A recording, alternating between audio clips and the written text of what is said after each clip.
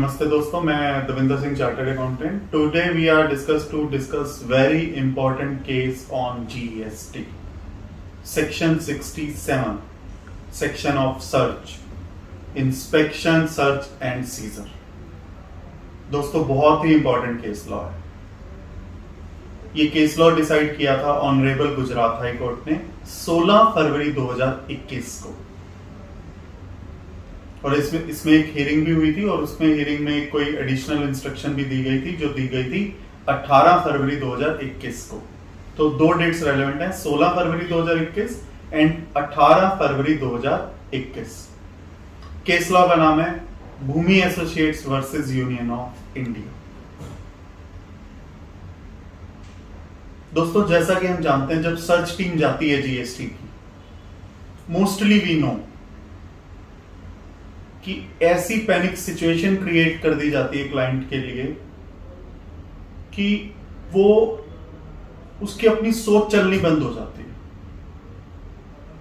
और उसके लिए ऐसी स्थिति, ऐसी सिचुएशन पैदा कर दी जाती है कि वो अपना दिमाग ही उसका नहीं चलता, और उससे ये टैक्स भरवा लेते हैं जब ये उसके वहां सर्च करने जाते हैं। सर्च करने से पहले ही शायद अपना मन बना चुके होते हैं कि क्लाइंट जो है वो क्लाइंट नहीं है, वो एक कन्विक्टेड क्रिमिनल है। भूमि एसोसिएट्स के केस में भी कुछ ऐसा ही हुआ।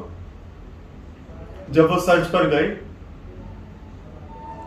तो उन्होंने उससे सेम डे पैसे जमा करवा लिए। Bhumi Associates approached Gujarat High Court. Gujarat High Court took cognizance of the same and issued and in fact asked CBIC to issue a circular containing some important points कि आप इन पॉइंट्स को ध्यान रखते हुए एक गाइडलाइंस जारी कीजिए कि जब सर्च करी जाएगी उस दिन कोई रिकवरी नहीं की जाएगी, और क्लाइंट को वॉलंटरी पेमेंट जमा करने के लिए नहीं कहा जाएगा, at least till the time search team has not left the premises, and client would be asked to deposit any voluntary payment only next day after the search team has left the premises, not prior to that, even if client is willing to make any voluntary payment by way of DRC 03। एक तीसरी instruction भी जारी करने के लिए कहा गया CBIC को कि facility of filing complaints grievance should be made available to the client अगर उसको वॉलंटरी पेमेंट करने के लिए फोर्स किया गया हो, और यह भी कहा गया कि ऐसे अफसरों के खिलाफ एक्शन होना चाहिए अगर ये एलिगेशन साबित हो जाता है।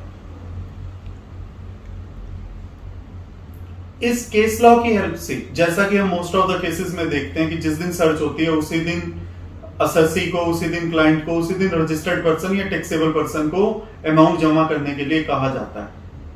इस केस की हेल्प से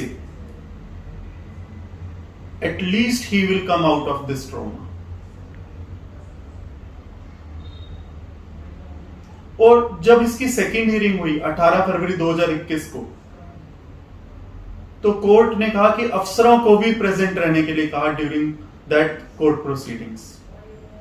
उन्होंने कहा, हम अप्रिशिएट करते हैं कि आप देश के लिए पैसा कलेक्ट करते हैं और इतना अच्छा काम करते हैं, but at least don't go beyond your authority, stay with in the limits of the law.